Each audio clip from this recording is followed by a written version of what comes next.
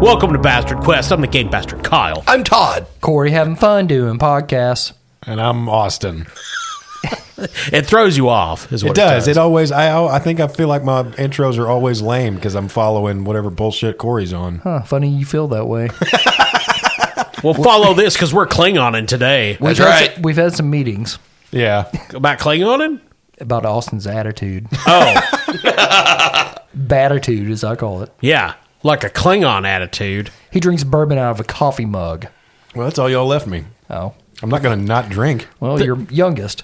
There are more glasses under the sink. You guys act like there has to be a specific vessel. I wrote your name on one. As long as yeah, but it was a sippy cup. We learned how to drink bourbon at Barrel and Bond. That's right. 100 Broadway Street in downtown Paducah. Right there on the banks of the Ohio River, where there are no Klingons. Thanks for listening. There are plenty of people who will cling on to you if you hang around the riverfront long enough, but So, Todd, who are you playing today? I am playing Dr. Zadar, the science officer. He is a Klingon, however, he really likes humans, so he has a vocoder that is strapped to his neck to make him sound more human, so he doesn't sound like this. Angry Klingon! Fair enough. Corey?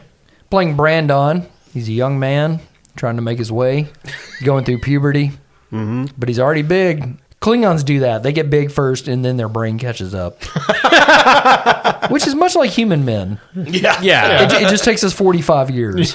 Yeah, they do it by age 8. Right.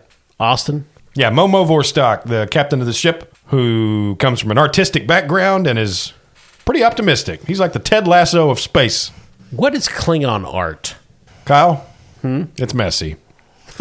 Picture Jackson Pollock, but with blood. And angry. Okay. But every now and then with a happy little bush. That makes sense. Yeah. And our ship is called the Raj. Which means the space bird in Klingon. In some circles. Allegedly. Right. It's a completely fictitious language. I don't care what the actual translation is. So when last we left our Klingons, the crew of the Raj has just figured out how to warp through the chronoton radiation in the KOTH Reach to make it to the center, to the Oracle. Yeah, we're looking for Glorithar, the Oracle. Indeed you are, Austin. And we're approaching the planet at the center? Well, it's not a planet. It's what you see is a hollowed out asteroid. Oh, I see. Yes, an outpost built into this sturdy artificial structure. You can see on your view screen from some sort of magnified camera. You can see several structures, communication towers, docking ports. You can also see hydroponic gardens under their outbuildings. And of course, this is all on one large asteroid at the center of the KOTH Reach, which your ship is now in close proximity to. You do not see any other ships or defenses or anything of that nature. So did we establish that, is he alone on this planet, or is there other people there, or we don't know? You don't know. Okay. Well, if he's alone, we go straight to the hydroponic gardens, because when you're alone and isolated and trying to keep your brain busy, you walk amongst the plants and touch them gently. Yeah, I've seen Silent Running. Yeah. So your overall task is to make contact with the Oracle and have your fortune told, I suppose. Okay. It is a great mark of honor for Klingon warriors who could achieve this. Few can. And I would imagine Zadar would be very into this, being a horoscope guy. Absolutely. All right, party people. So who wants to gather up and send a mini vessel down to the asteroid? Not it! Well, you're going. Oh. What about you, Zadar? You want to get up close and personal with this Oracle? Up your butt. Absolutely. I want to meet the Oracle and find out what the future holds, because science! So Lieutenant Davo, the Federation officer, the Andorian, says, "Sir, who will be in charge of the ship while you're gone? I volunteer." Well, I said Corey had to go, but honestly, he's the first mate, isn't he? This is true. Let me encourage you to take all of the player characters to the place where the adventure is. Yeah, Davo, you just take the wheel for a little while, and we're going to get in this Roman vessel and skedaddle on down to the asteroid. Yeah, while you're at it, why don't you just sit and spin? And he's like flipping two birds. Lieutenant Davo just ignores you and Just sits in the captain's chair. Oh, I like the sound of this Klingon leather. Yeah, it's very rough, but you get used to it. Meanwhile, Sergeant Herc comes out of the turbolift. Sir, Yeah. the teleporter is ready. Oh, we get to teleport down there. This is Star Trek. Damn. I want shuttlecraft. Yeah, I'm so used to going down in shuttlecraft because the teleporter doesn't work I want shuttlecraft. for whatever plot-based reason. Shuttlecraft. Now we're teleporting. Let's go. This way. All right, so I assume we're taking all three of us and a few red shirts. Sure, yeah, as many as you want. We can just say you take some, Klingon red shirts, a couple. Okay. So 2 Klingon warriors will accompany you to the surface. You call them the Chris's. Oh. But they spell it K''RIS. I see. They are battle-hardened Klingon warriors, wearing vaguely reddish uniforms. Oh. Of course. We will die for honor! And they salute the captain before they get on the teleporter Yeah, pad with you. probably. Let's go. Do we have any idea where the Oracle is? No. Can we science that out? Well, I mean, I guess you could scan the station or whatever. I'm going to turn it on. I'm going to find my Oracle app. Yeah. No, you don't know where the Oracle is. Okay. I'd have to imagine it was probably the most polite to teleport down into the docking port where people would at least be expecting visitors. Am I right? Are you asking me as a GM or Sergeant Herc as an expert Klingon teleporter Sergeant operator? Herc, of course. Yes, Captain.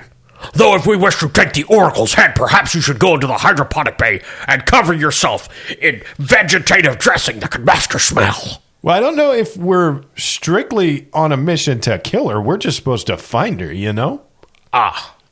Yes, docking bay. Sounds great.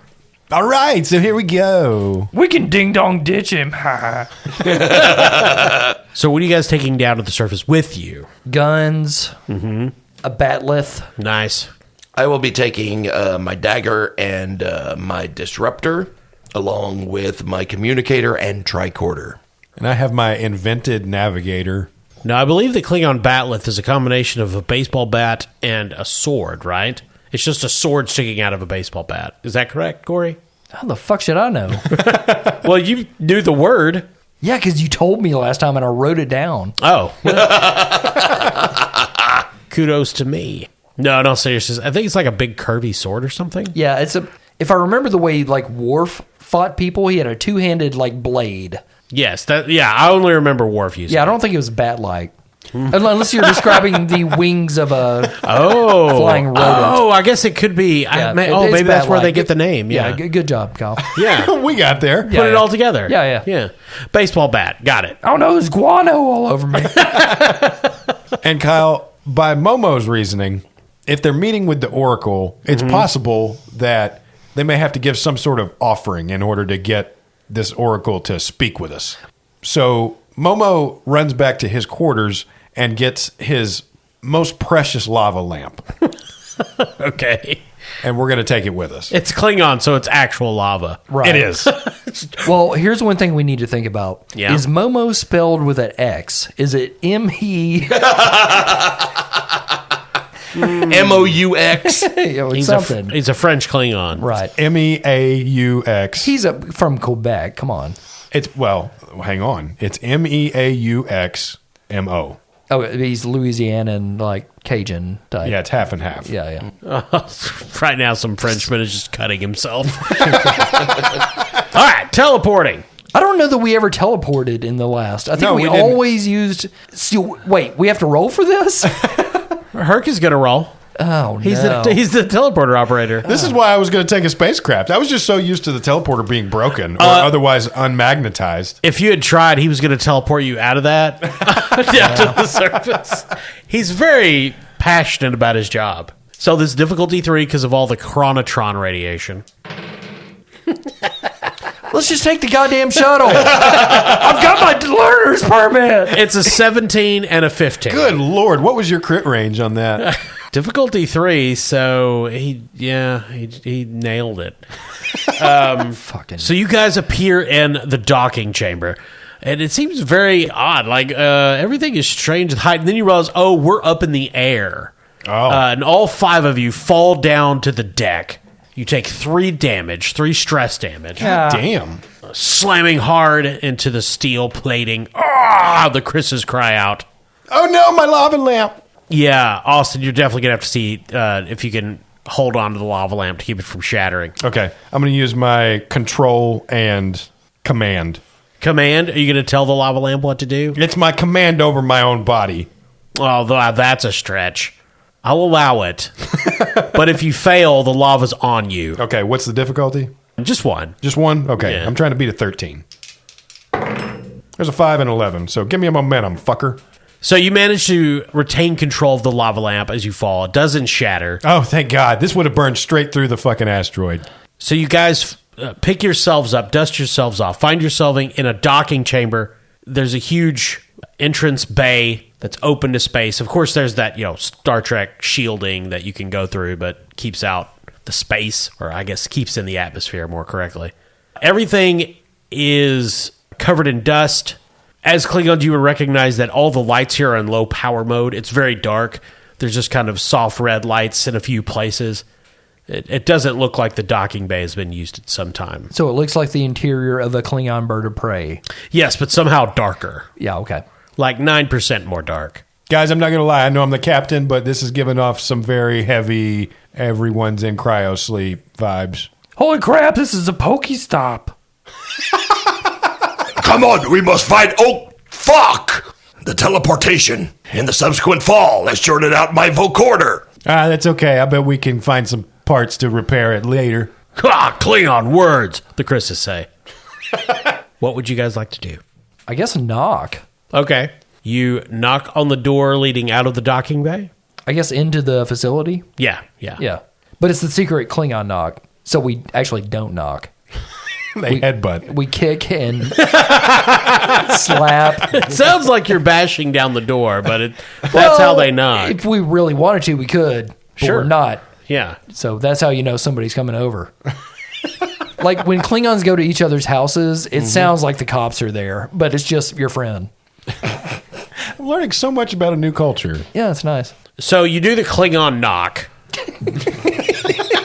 which all Klingons know. Also a popular song in the 2160s from do the Klingon knock, do-ba-doo-ba-doo-doo, do the Klingon knock. And if you think you're a real Star Trek fan and you haven't heard of the Klingon knock, then Yeah, get out of here. are you really? Read a book. Idiot. And there's a long delay, but then you clearly hear the sounds of someone approaching from the other side. And then the door opens, and you see a squat, porcine creature with spikes emerging from its back. It's hairy, it's got tusks, and you, of course, all recognize it as a dangerous targ. And it attacks immediately. Wait, are you the Oracle? Captain, this is not the Oracle. Fan out and fight it.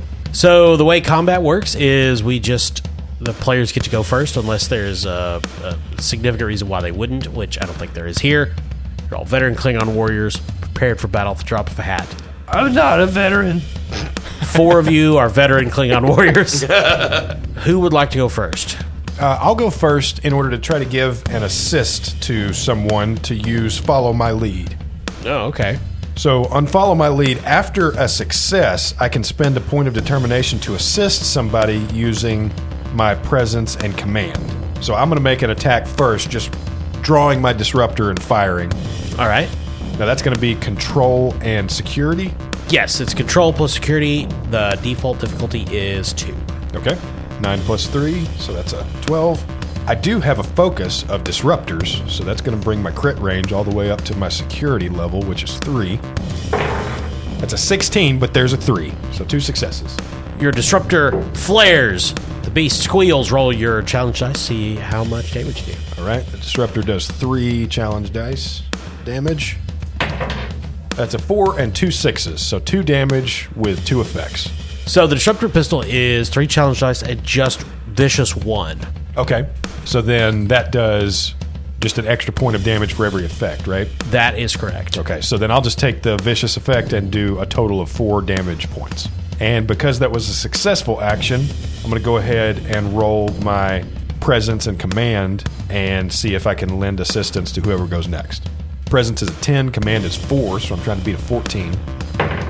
And that's a 19, so no. Austin, as your disruptor scrapes across the hide of this targ, it shrieks in porcine fury and charges across the open ground towards you. So this is going to be a melee attack, which it's going to use its daring and security, and you have to roll your daring security to evade. Okay. If you wish, you could just stand there and get trampled. Cool. Daring and security is a total of 12. This is a full action, 2d20. Yes. Okay. 2 10s, so 2 successes. 2 successes. That's pretty good. It only got 1, so you were able to leap out of the way. Now, on a melee combat, if you are on the opposing end and you win, you can inflict stress on the target. All right, so do we want to call that just kind of a parry move and I try and get another shot at it? No, you do your melee damage, whatever that would be, if you have a melee weapon or something. Or otherwise, you could just kick it. We all have a dagger for sure. Yeah. As Klingons, we have bonus damage of 2 effect die. All of us should. I accept this. So yeah, Captain Momo gets a disruptor blast shot off, and as the thing charges at him, he kind of rolls out of the way, and as he does, he draws his Daytog dagger. Yes, I believe so. Daytona dagger. He got he got it on spring break. Someone lent it to him from the Fiat. He flashed his tit ridges. It does a default 1 challenge die. Though The if you dagger have- does? Yeah, but if your strength or what have you. Okay, well that brings it down to modified. 3 with my bonus damage. By the way, head to bandcamp.com and check out my new band, Tit Ridges. It's terrible. Yeah. And the dagger is also vicious 1. Oh. Okay. I'm going to guess all Klingon weapons are vicious. Probably. Okay. There's another 4 and 2 6s, so another total of 4 damage. We're going to come across some weapon that's just downright neighborly. It's going to be a... All right, which of you would like to go next? I have a question. Yes. As the science officer, would it be reasonable to assume that I have some sort of pathogen or bioweapon that I could, because I have a focus in bioweapons. Let's say that the disruptor that I have fires poisonous things. Yeah. No. Poisonous phaser rays. Yeah, Got it. yeah. I'm fine with I that. dipped the phaser in a biological weapon. It's a leprosy beam. Todd's got a cancer Take gun. that, yeah.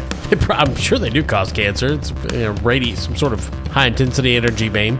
Sure. Yes. Yeah, it will coincidentally do the same damage as a regular disruptor, but you have that. Yes, same damage, but it somehow hurts more. It hurts more. It Well, makes and them, that'll at least get your focus range up. Yeah, exactly. it makes them stink a little. Yeah. Have you ever smelled a leper, Kyle? No, It's not good. I assumed it's bad. Todd got close enough to smell him once. That's why he didn't have a nose. Head over to the old armadillo farm up the street. Right next to Barrel and Bond. Yeah. Old man Ricky who runs that place is wrapped in dirty towels. Old man Is Ricky's. that what lepers do? Yep. Just wrap themselves in dirty towels? I mean, in the Bible. Yeah. That keeps the parts on. All right, roll your leprosy gun.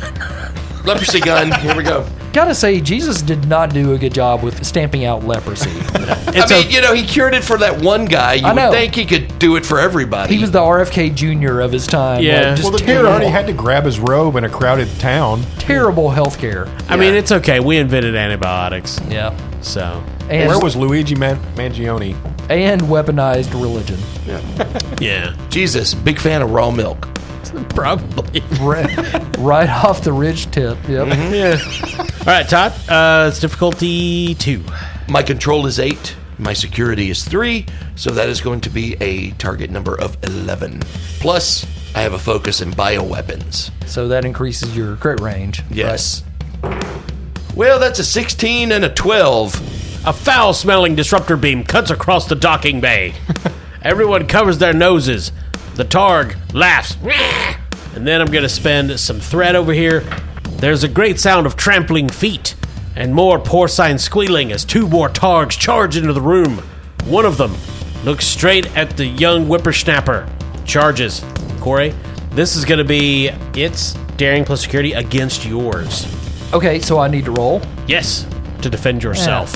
Well, I'm not really into it tonight, but I'll do it. Okay.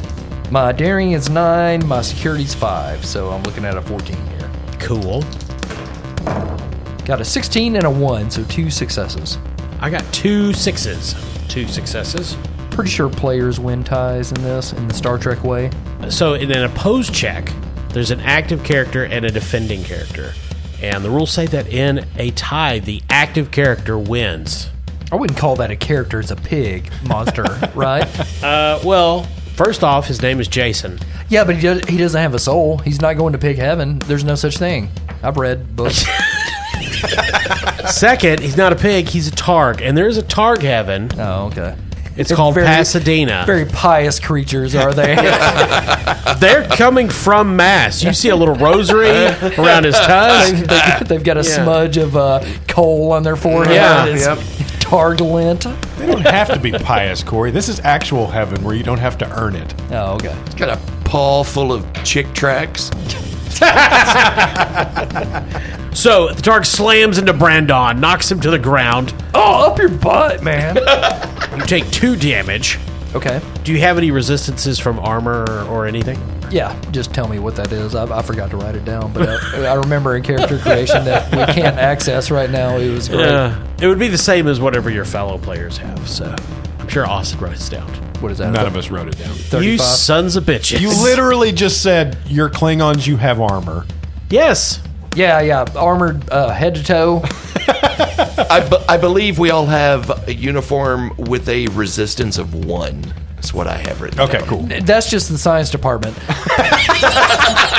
That's real Us warriors. That's real Klingons. Thank you, Todd. I knew I gave you guys the resistance level. So we got soak 1 then. Basically. So, Corey, you only take 1 damage. Okay. I have a question, Kyle. Is the attack by the targ, is it a lethal attack? Yes. Okay.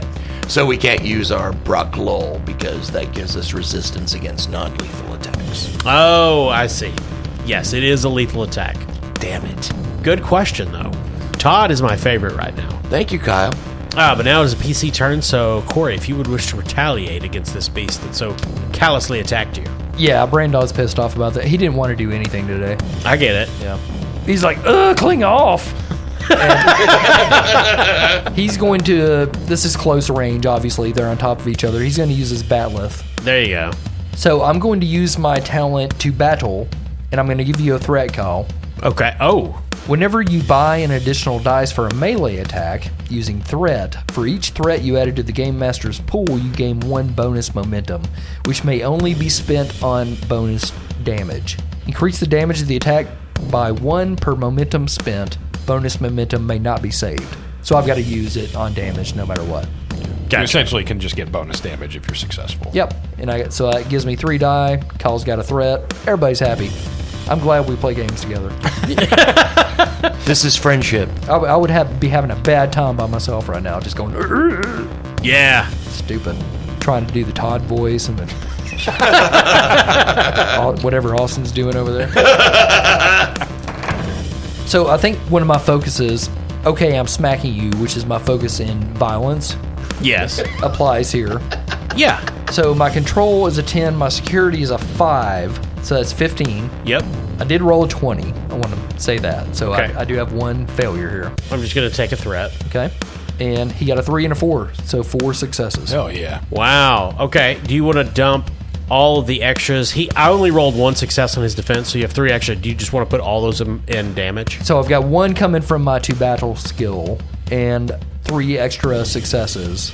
And you can turn those all into extra damage dice if you wanted. I'm going to tear this thing the fuck up. It's all going to damage. Oh yeah. Okay, so right now you should be at 9d6. Okay. Is the what is the batleth on its 3. own? Okay. Then you have your physical bonus to okay. melee damage. Oh, it's right. I get +2. And then the 1 from your talent, and then 3 from your momentum. Okay. Now remember, this is the one with the rosary around its tusk, so it's the Catholic one. Okay. So remind me damage. It's 1 and 2 are equal to 1 and 2. their number. Yep. 3 and 4 are nothing. 5 and 6 are 1 plus the effect. Correct. Which is vicious, I'm Vicious. sure.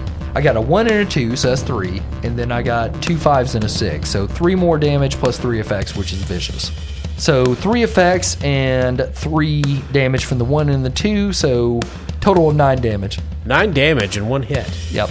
Bran'don strikes with the batleth, stabbing into its porcine head. It does not die, but it is greatly wounded.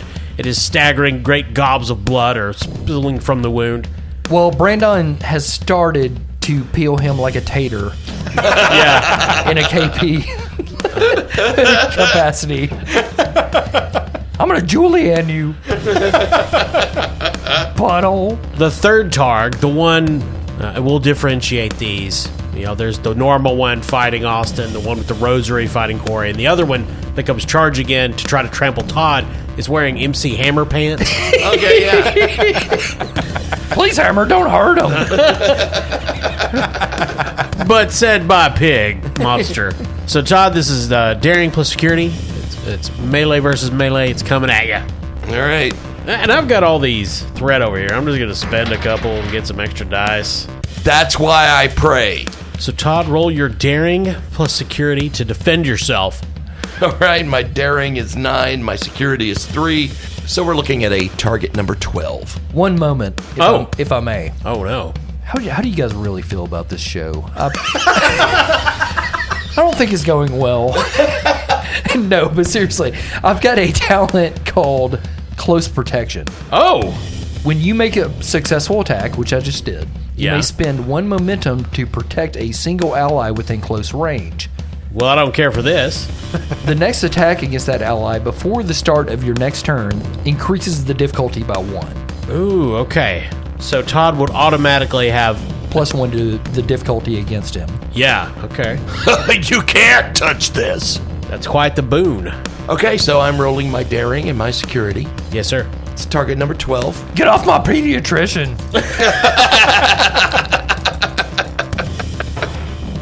Well, one's a 19, but the other one is a 2. So 1 success. So with Corey's help, you have 2 successes. So defense 2. I rolled 4 successes. Jesus. Kyle knew this the entire time Corey went through that. Well, it's still useful because that would be a momentum I could turn into damage that I can't now. Ah, that's true. So it's regrettable. I am going to turn the other 2 into damage. That is 4 stress, Todd, and knockdown. You are knocked down.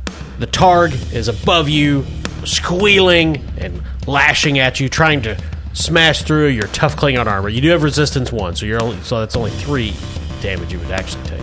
I'm just picturing these pig monsters like the I Think You Should Leave pig with the Nixon mask on. Oh my god. Except they've got Ricardo Montalban as Khan. I was actually picturing like feral Ugnaughts. Well, I would hate that. So, top of the new round. So, always a PC goes first. And top of the new round to you. Yes. The traditional greeting in Klingon Ireland. You guys can't see this, but I doffed my cap. I did. Who would like to go first? Captain Momo's going to take a look around. So he's evaded the targ that was attacking him. Wait, is that Catholic Targ or Hammer Targ or? It's normal targ. It's the first targ. Yeah. Okay. And that one is badly injured. That one's vanilla targ. So he's at a safe distance. Oh. Momo's going to look around. This is a docking area. It is. Are there any perilously hanging crates of equipment being suspended by abandoned cranes or anything around? I would say if you wanted to spend 2 momentum to create a new truth, there could be. We just got 3 momentum. I was kind of looking for a way to help Todd out while I was fighting my dude, but... Well, I would say anything hanging by chains might potentially be an area effect attack. So, I'll spend 2 momentum for that. All right. Yes, so directly above where you're all fighting, there's a number of barrels that are lashed together by Klingon chains. Wait, what is a Klingon chain? It's Is that like a ridges? human chain, but it has more edges. Oh, I see. 'Cause It's Klingon. Barbed wire. Yes. Is what you're describing. Yeah. It's a chain made of throwing stars. Klingon dock workers hate their jobs. They're shuriken. So, before that targ can get turned around to attack, Captain Momo's going to leap backward and fire his disruptor up at the chain and try to cut the load and bring it crashing down on all of the attacking beasts. All right. You're firing at a unmoving, inanimate object, so it's just going to be difficulty 1. Okay, that's going to be control and security. I do got to say, I'm currently melee engaged with one of these, so I'm probably going to have to make some kind of evasive move here. Well, that's okay. You've been mouthy the whole time we're here, so... It's my birthday. Corey, I said it would be an area of effect attack. I didn't say against whom. Oh, okay. All right, so I'm trying to beat a 12. There's a 16 and a 3. So 1 success. That's all you needed. So you fire the disruptor. These huge barrels come crashing down. Todd, Corey, if you would like to evade the crashing barrels, now would be the time. I think this will be fitness plus security. Okay, I've got a 10 in fitness and a 5 in security. Well, I have an 8 in fitness and only a 3 in security, but I have a 4 in science. So could Zadar do like geometry in his head and like figure out the best way to roll out of the way? Absolutely. Thank you. Austin, this will do 10d6 damage Oh, okay. against all targets. Plus my 2 bonus damage. Yep. Corey, Todd, you guys roll first before we see what nightmare Austin unleashes. Okay. My target number is a 12. Well, got another 20 there. Cool. I'll take a threat. Also a 1 Good. and a 13. So 3 successes and a critical failure. Okay, so you only need 2, so you can bank a momentum, Corey. He left his Game Boy behind and destroyed. He's going to pout the whole way back. Now it's my DS. I rolled a 10 and a 7, so 2 successes. That's exactly what you needed. So you won't be, neither of you will be affected by this falling debris. Okay. All right, so I'm rolling 12d6. All right, I only had to put away 4 dice. Oh, That's 3 damage and 6 effect dice. So, are there any effects applied to this debris? Mush. well, they're covered in Klingon chains, so vicious. Okay. So then that doubles the effect die to be 12 all by itself, plus the 3, so a total of 15 damage. This long ago leveraged load hanging there from the ceiling for who knows how many years, for some reason put there by some forgotten Klingon engineer, then left, locked in here, likely waiting the right time to destroy a group of vicious targs. Momo's blast brings them tumbling down. Crates and barrels just explode in shrapnel, because that's how Klingons built their boxes. The targs are annihilated. Gentlemen, we are too legit to quit. Greasy chunks of red gore are sent careening across the docking bay. The Chris's are also killed. No. Thank you to Patreon members, Chris's. All right, well, I saved the lava lamp, so now let's find this oracle. So the door opened to allow the targs Yes. our way, right? Okay. Yes, so you can see a corridor extending to a sealed botanical garden, it looks like. You can see green things growing, gentle breeze blowing in. So I assume you guys are going to begin searching the facility for the oracle. Yeah. Okay. So now that it's just the 3 of us, I think we should split up. Oh, wait. I did write down resistance win for my uniform. Guys. Hey, Tell you what. Just found that. hey, Corey, Yeah. good job. Yeah. Can we be co-favorites now? I didn't write down shit. As long as Austin's in third, I don't care. Well, Austin is usually my favorite, because Austin usually does the reading. and rolls poorly. That's true. Yeah, well, Except for tonight. Yeah, pretty well tonight. So you guys begin exploring this base, this isolated facility. And soon enough, you see, after you search through one of these domed gardens, open to space, there's clearly someone tending this area. I knew it. But through a corridor, you could see what looks like a Klingon temple carved into the side of the asteroid. Most likely the hiding place of the Oracle, given its religious significance. So as you move down the corridor, you pass through a large chamber on your way to the temple, full of machines, scientific equipment. Todd, roll your reason plus engineering. All right, my reason is 11. My engineering is 2, so that's a target number 13. Rolled a 12 and a 15, so 1 success. You have no idea what any of this does. God damn it. It's for science. I am sorry, fellow Klingons. So you enter the temple. The smell of burning incense hangs heavy in the air at the heart of the outpost. Banners emblazoned with ancient Klingon symbols cover the walls, and candles flicker amid the gloom, faintly illuminating a pair of dozing targs held in place by heavy leashes in the corner of the room. The bent form of an elderly Klingon woman sits silently in the center of the temple. A batleth and mechleth, both finely crafted, rest near her feet. She appears to be in deep meditation, her shoulders rising and falling slowly with her breathing. She makes no other movement, though she is old, so she could just be asleep. Hey, lady! The Targs leap up and start barking like dogs that you just awoke from a nap by closing a car door. Captain Momo holds out his hand and says, wait, I got an idea. So Captain Momo actually has a focus in meditation. Oh. And so as a way of uniquely greeting this oracle, he's going to sit crisscross applesauce across from her and meditate as well. Roll your meditation. Okay? I'm going to call that presence and command. I believe so. Okay? So that's going to be a target number 14. And I have a focus and meditation, so that's going to bring my crit range up to 4. Rolled an 11 and a 1. Ooh, so wow. that's 3 successes. So Momo and this woman sit silently for a long time. Eventually the Targs that are leashed get tired of barking and start trying to get close enough to Bran'don and Zadar to smell them. Real quick, before we continue with this fucking game, Yeah. is it too late? Have we sent T-shirt orders out yet, or can we change Momo? That's a fair question. I don't want to disappoint the hordes Yeah. fans, Yeah. the Momo bros out there. To get it incorrectly spelled. No, you're very right. Right. It has to be Mumo. They went out before we had the French spelling. So we fucked up. Yeah. So let's change it. We're going to call it a regional difference, and that'll make the shirts worth more. Oh yeah. So after a long while, the Oracle opens her eyes and looks at Momo. And she says, the temporal anomalies in my asteroid field tested your wits, and the Targs tested your mettle, and you have proven yourselves worthy. Welcome to my temple.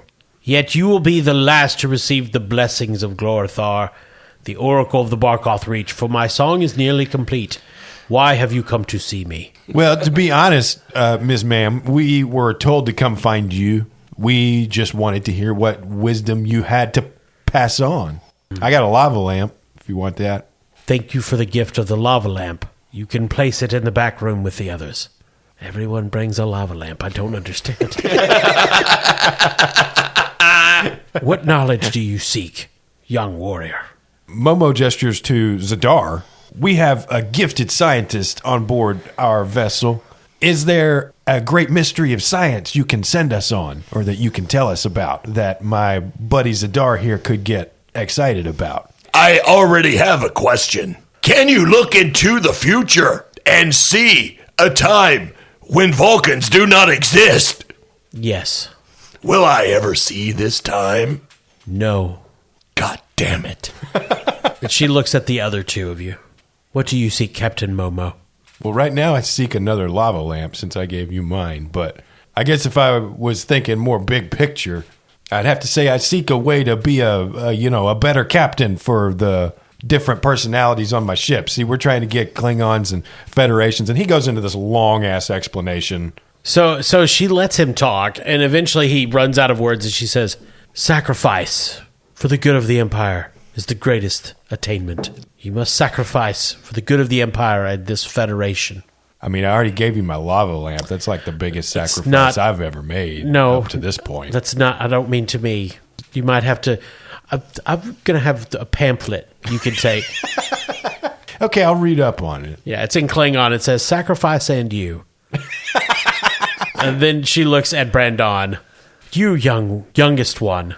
So Bran'don's a warrior, but his main background is in diplomacy. Okay. But when shit isn't going his way, diplomacy over is basically his whole thing. Well, he's a Klingon. Yeah. I just really want to continue this peace mission and get it done with whatever we got to do to stop. I just want to stop. I would go home. She hands you a pamphlet on sacrifice. Oh, okay. What are we supposed to sacrifice, lady? Yourselves, others. Look, I've played plenty of these types of games. What do I need to roll? But my advice now is at an end. The doom approaches. Wait, the doom? And you get a call on your communicators. They do like some Klingon beep, probably. No, it's more like... And it's Lieutenant Davo. Sir, there are multiple Klingon birds of prey. Which, sir, we all outrank you, butthead. The captain. Multiple Klingon birds of prey. Sir, they're not emerging from warp. They are coming out of some temporal maelstrom. They're all showing signs of, these are very old ships. They must have been trapped here by the chronotron radiation for decades. Okay, just shoot them. Should fire on the other ships of the Empire? No, don't shoot at any of the other ships until we get back up there. Maybe we can establish communications with them. In fact, you go ahead and try that while we make our way back to the ship. Yes, sir. So that goes off. You turn, and there's a glow of teleportation beams in front of you, and 5 Klingon warriors appear. One of them tall and proud in archaic splendor with his flat, almost human forehead. Oh, no. Oh, man. What? The Oracle stands and hoists her batlets and says, General Pabruva, we meet again. And Pabruva says, I'm an old Klingon, and you're going to die. Nemesis. I see. And we'll end there. Oh. No. Yeah. Thank you, Pabruva, Patreon member. Yeah. You're a Klingon general. Nice. One of the old, bad, original generation. Yeah. Money well spent. Yeah. I used to hang out at a bourbon bar in Pabruva, Kentucky. Yeah. Well, it's Kentucky, so it's not pronounced like the original European city. Right.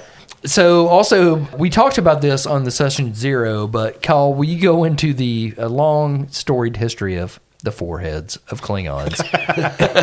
Well, so obviously in the original series, Klingons were guys with darker hair and pointed ears. It was the 60s. They didn't have a lot of money for costumes. And then we get Worf in Next Generation. So there is some actual in-universe explanation for this. And I guess it's that there was some sort of plague on the Klingons, and the more human-looking ones were diseased. Leprosy. Yeah, it was Klingon leprosy. Their foreheads fell off. Got it. Well, Klingons, we've already established when you got that head ridge, you've just got a compulsion to rub it against things. It's like a cat, you know. Like, yeah. So they saw an armadillo. Yeah. And just started rubbing up against it like a fucking lamppost. And it made them into the evil, flatheads. Right. Because I think it does say something in the book like they were more diabolical, which they were definitely more the bad guy in the original series. Yeah, if your forehead fell off, you'd probably be the same way, Kyle. I'd be pissed off all the time. Well, so that is why the Worf-like Klingons in Next Generation have the big foreheads. The one in the original series don't. I don't know what the deal with is on the ones on Discovery. Why they look like orcs. Yeah, I remember reading something. I don't even want to talk about it. Yeah, there was a lot of discourse. I don't remember what it was, but like they had an explanation for making them like these creatures. I don't know what the fuck they are, but the new Klingons on the newest shows too look vastly different than Worf and everything else. They completely redesigned them, and apparently fans like threw a fit as they do, and they didn't look very good. I do have to say. Because I want to say they started using the Worf-like look in the original series movies. Yeah, by the time they did like Search for Spock and everything, they were doing the big forehead because they're what Undiscovered Country, is that the one where Kirk is like in the Klingon prison? Absolutely. Maybe I dreamed that, but anyway, it was the one where they shot at God. I think that happens a couple times. Yeah. Well, just quit teaching us lessons with floods. There's a better way to do that. Two of the bastards already. Yeah. So this is not the end of the Klingon adventure. Well, good. Obviously, we will be playing again at least one more session and maybe more. But the point being, some Klingons from the original series have showed up in the Next Generation timeline. They have. Yeah. Yes. Because we definitely talked about that a bunch. We talked about foreheads mostly on the session 0 over at the Patreon, but so give us money for that. If you're into foreheads, it's going to be a winner for you. Yeah. You're going to love it. Hey, if you would like to roll dice against God for flooding and whatnot, go to NorseFoundry.com. They got all manner of dice made from all manner of material for all of your gaming needs. And when you make your purchase at the checkout, be sure to enter promo code CHAM. That's CHAM, CHAM, and you'll receive the 10% Bastard Quest discount at NorseFoundry.com. We'd also like to thank our sponsor, Barrel & Bond, 100 Broadway Street in beautiful downtown Paducah, right there on the banks of the Ohio River. Watch for the barrels hanging from the ceiling. They're all in the bathroom. that's why I got that name. But thank you, listener, for staying with us this long. It's so singular. We appreciate it, Craig. Yeah. Hey, Craig, we love you. Yeah. But we do appreciate it. Anybody that listens to our episodes or posts with talking to us on social media. Yeah, we love hearing from you. We love talking to you. Hey, Craig, why don't you join our fucking Patreon? He's going through a hard time, Austin. I don't care. Carol left him, Austin. Show some compassion. His fucking great aunt just died. Yeah. She got armadillo leprosy. Let's go home. Yeah. Thanks for listening. I'm Kyle. I'm Todd. Cordy. I'm Austin.